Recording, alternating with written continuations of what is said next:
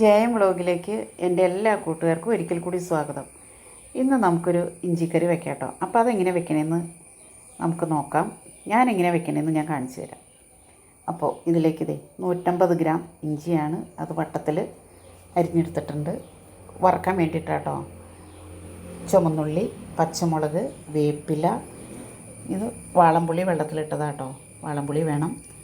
ഇത് വറുത്തരാം. അല്പം മല്ലിപ്പൊടി, മുളക് പൊടി, മഞ്ഞൾപ്പൊടി, ആവശ്യത്തിന് ഉപ്പ്. അപ്പോൾ അത് വെച്ച് നമുക്ക് എങ്ങനെ തയ്യാറാക്കണമെന്ന് നോക്കാം. ചട്ടി വെച്ചു, എണ്ണ ചൂടായി. അപ്പോൾ അതിലേക്ക് നമുക്ക് ചുമന്നുള്ളി ഇട്ട് വരട്ടാട്ടോ. ചുമന്നുള്ളി വാട്ടിയെടുക്കാം.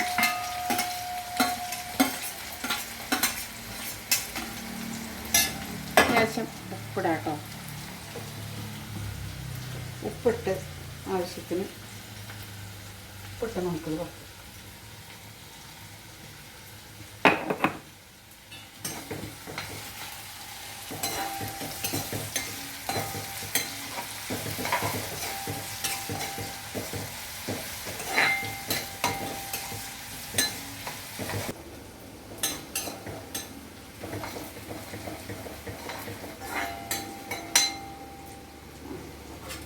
മുളക്, പച്ചമുളക് ഒരെണ്ണം, കുറച്ച് ഇഞ്ചിയല്ലേ ഉള്ളൂ.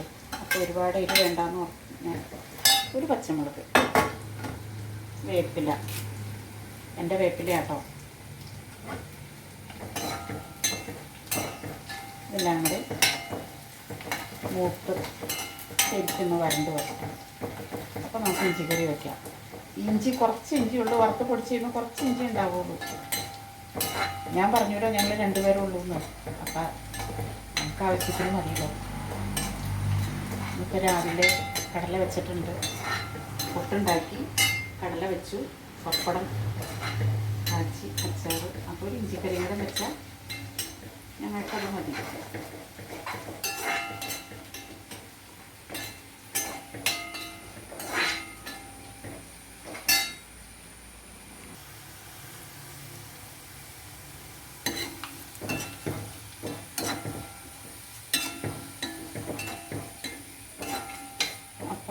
ഉള്ളി മൂത്ത് തുടങ്ങിയിട്ടോ.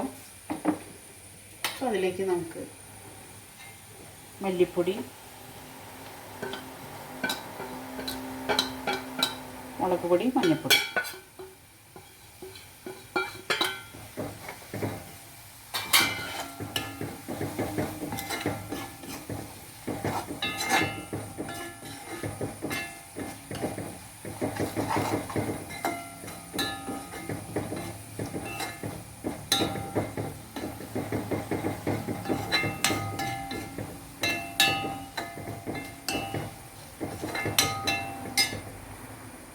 ഇനി നമ്മുടെ മെയിൻ സാധനം ഇഞ്ചി ഇട്ട് കൊടുക്കാം കേട്ടോ. ഇഞ്ചി ഞാൻ പൊടിച്ചതാണ്. കൊടുക്കാം.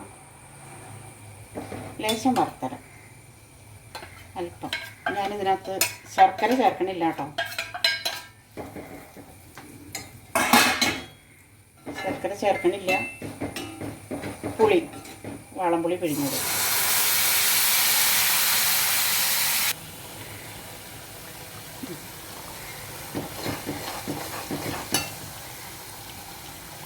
കറിവേപ്പില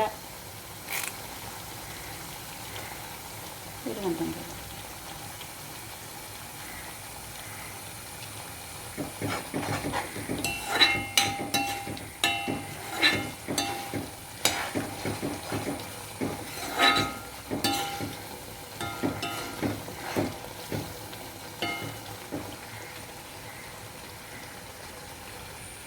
പുളി ഒഴിച്ചപ്പോൾ ഉപ്പ് കുറവാട്ടോ. അപ്പോൾ ഉപ്പ് നോക്കിയിട്ട്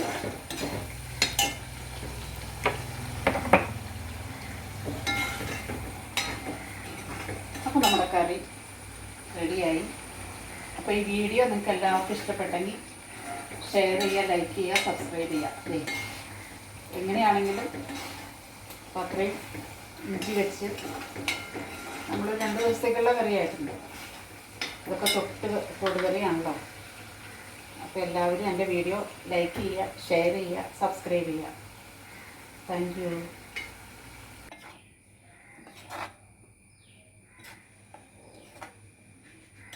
അപ്പോൾ നമുക്ക് കറി പാത്രത്തിലേക്ക് മാറ്റാം കേട്ടോ.